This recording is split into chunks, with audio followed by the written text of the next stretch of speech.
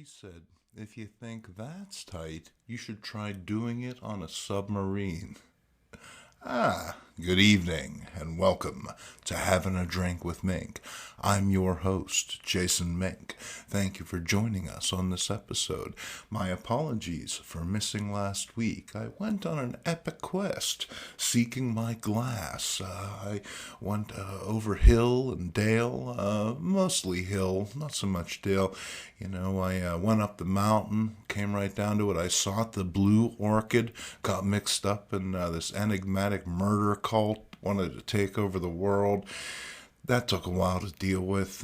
What else? Went to Reno, shot a man just to watch him die. That was really something. In the end, didn't find it, but I did find these comic books, so I figured I'd come on back, do the show, and wouldn't you know it, it was here all along, just in a box at the back of the closet. How about that, huh? What are the odds? Hope you have a nice beverage. Let's dive right in. Excellent. Now, you might be looking and thinking, what fresh hell is this? As well you should. Oh, wow. Check out the cake on that guy. This is actually the body for this. The DC Retro Action superhero version of Captain Cold. Now, back in the early aughts, Mattel decided to try their hand at the Mego game. They wanted to do those 8-inch costume figures that were so popular as a result of Robot Chicken. You may remember that was quite a thing at the time. And so, they threw their hat into the ring and they brought these retro action figures out. Now, they didn't have the rights to use the Mego body, and so they made their own, and has a self-filleting action, which is pretty remarkable when it comes right down to it, but not so great when you're posing it with other vintage figures. So what you see here in the box, actually, is more or less what you would have seen buying it off the toy shelf, but I modified it, did a little work, put him on a new body so he could stand nice and tall. And there he is. That's Len Snart, Captain Cold. And Mattel does an exceptional job in bringing this notorious member of Flash's Rogues Gallery to life. They nail all the little details you'd expect to see in a classic representation of the character. From the peak of his heavy blue hood to the fur ruff framing his iconic glasses and sardonic face, this is unquestionably Captain Cold. Unlike the Flash, his jumpsuit isn't form-fitting, but baggy, more in tandem with a pair of coveralls designed to insulate from the extreme cold that he himself is generating. Then there's his cold gun, and Mattel even molded it in the right color, that enigmatic fuchsia that screams DC Silver Age sci-fi. From an execution standpoint, this one checks all the boxes. Shame about the body, huh? So he is a great addition to my superhero shelf. Absolutely thrilled to have him. Now, I know that Mego recently released a reverse Flash, and I don't know, like reverse incarnations of characters. I don't really find them all that compelling. I would much rather have someone like Captain Cold here to interact with the Scarlet Speedster on my shelf because, well, that's just way more fun, isn't it? Alright, so this guy's useless. We'll get him out of here. We'll move the big G because we're going to tackle some comic books. And this is a very odd and off-the-wall lot, you bet. But hey, the stuff you find going out into the world, huh? Outside of your comfort zone. Check it out one time, won't you? Okay, we begin with some Archie. Hey, it's not my fault. It begins with A. I'm a slave to the alphabet just like anybody else. He is not only America's typical teenager, but somehow he manages to move the largest amount of magazines. So, he's an enigma, Archie is, you bet. And not only that, he's the mirth of a nation. Now, as you can see, some little kid decided to get creative with their number 2 lead pencil, and they embellished Abe Vigoda's beautiful cover drawing, but, I'm not going to let that bother me too much. Not at all. I can see past that to the quality that lay beneath. This is from February of 1952. This is issue number 54. And on the back, There's old Red Ryder, hawking his cowboy carbine, and, is Red Ryder just Archie Andrews all grown up? Could be. Could be. And then what's on the inside? Artwork from all your Archie favorites. This is George Freese illustrating Archie, Betty, Veronica in Kiss Me Again. Next up, it's Archie's pal Jughead in Optical Delusion. And this one features Mr. Weatherby. And it appears as though the bee is having a bit of a crisis, seeing multiples of chronic underachiever Jughead Jones. While it's just the gang preparing for a bit for the school play, the principal thinks he's finally flipped, and, by the end of the strip, is left a shell-shocked ruin of his former self. Instead of getting the help he so desperately needs, it's back to square one, although it's clear that the bee is a pear-shaped bomb poised to explode. And then, if you're familiar with Mystery Science Theater, you may have heard the phrase, "You die, Joe!" And here it is on the cover. Oh no! Good Lord! No! It's Breaking Point. That's right, this is a Charlton. Army War Heroes. Now I'm guessing that the phrase "You die, Joe" has more, highfalutin origins. Probably comes from a book or a movie or something like that. I really don't think they're quoting a comic book, but nonetheless, when I saw it, I figured I had to have it for the archive. And then on the inside, which of us must die? Well, Joe, isn't it? That's what I paid my 12 cents for. And then talking Archie, this is from the Archie Adventure series, which seems odd because this is a humor comic, tales calculated to drive you bats. And Archie was leaning into the popularity of monsters in the early 1960s. This is a very Charles Addams-esque image. My husband says we will take it. And then on the inside, all the kooky monster spoof type artwork that you love so much. I know that I do. This is issue number 1, and once again, not in the best of shape, but happy to have it because, well, how often do you get a crack at a number 1 like that? It's got some funny parody ads on the inside. This guy looks like my Uncle Jerry using Mr. Scarall hair products. Then monsters. Are you feeling disgustingly normal? Well, you might want to try Anatoxin for instant pain. That's right. As you can see, Anatoxin works on 3 different sections of your brain to drive you into the agony you need to do all the best monstering. And then here we have Shroud's Candy, Winter Heart. You may also win her brain, lungs, kidney, etc. Kind of a Mr. Bones feel. And then scariest of all, you can get 50 wallet-sized photos of Mary Jones. Ooh, pretty spooky stuff. And then, ooh, Black Diamond. Na, na, na, na. All right, that was a pretty big build-up for a coverless comic. But this is a Western, Black Diamond. This was a fairly long-running title. And that's quite the splash, no pun intended. The lack of cover allows us to appreciate this here on the back. It's an ad for blackheads. I mean, not for blackheads. You pretty much get them whether you want them or not. Jim and his sister are outcasts, rejects, pariahs is what they are. But why? Tom levels with Jim. It's the pox-like spots all over their faces. And Balco Products has the solution. The Vacutex is jet-age technology made from cutting-edge polymers engineered specifically to suck your pores clean. And check out how big the Vacutex is. 3.5 inches long. You can really pack this baby with pus, and it just comes back for more. Also makes for an impressive bioweapon.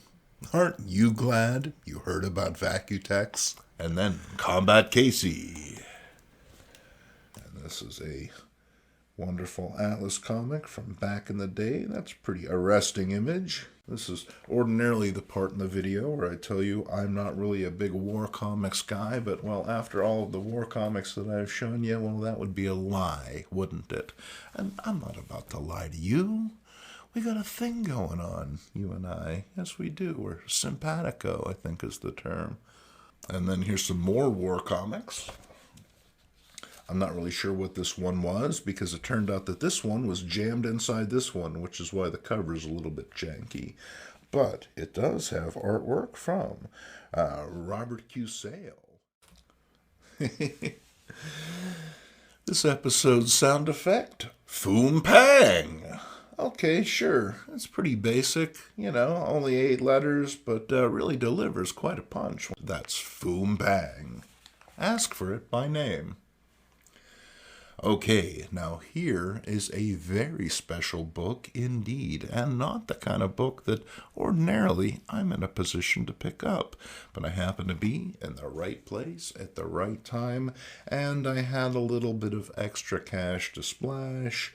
Here comes The Fighting American. Longtime partners Joe Simon and Jack Kirby take another swat at the patriotic hero concept with Fighting American. Only instead of bashing Nazis, this time it was commies in the crosshairs.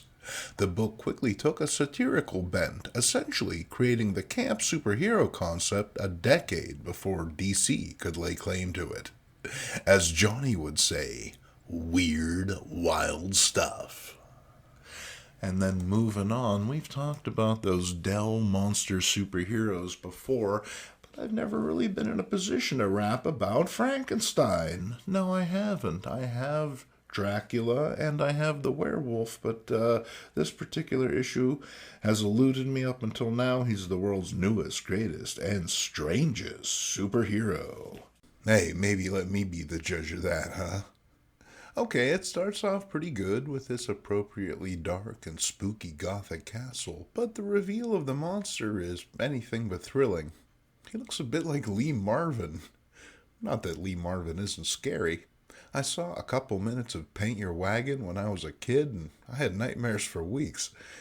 Anyway, the monster makes himself a mask, only nominally less ugly than his actual face, and goes forth to do good for 3 issues, and then choop, right back in the grave. Bet he could use a couple antitoxins after that, huh? And then, according to my boss, it's every boy's favorite, Little Lana. And here she is, coming out of the tunnel of love with the object of her affection, and I gotta say, that does look pretty good. And then what's happening on the inside? Why, no less than the dynamic Dot. And here's a story where Dot finds herself in a position where she's promised to be in 2 different places at once. And she needs her pal, Little Lana, to go and explain that she can't make it to this one particular event. But Little Lana decides, why do that when she could just disguise herself as Little Dot and show up and basically, perpetuate a masquerade, a facade, if you will. She's lying is what she's doing, but that's okay. We forgive her because her heart's in the right place, even if it is dangerously oversized and clogged with cholesterol. In the end, all seems to work out. Now, y'all know that I love those teen humor comics, and when I saw this, I had to pull the trigger, even though it was pretty expensive. That's right, but Maisie is amazing, and so I had to have a copy for myself. Check this out. Don't look in here. You gotta love it, It's the kind of humor that you just don't get these days. Next up. Oh, Magoo, you've done it again. Now, as a high priest in the cult of Jim Backus, I gotta say, pleased to add this to the collection, the Stell Classic, from March through May of 1962. In this issue, it's a call to arms as Mr. Magoo embraces his constitutional rights and joins the NRA. You're probably going to want to take cover. Oh my, yes.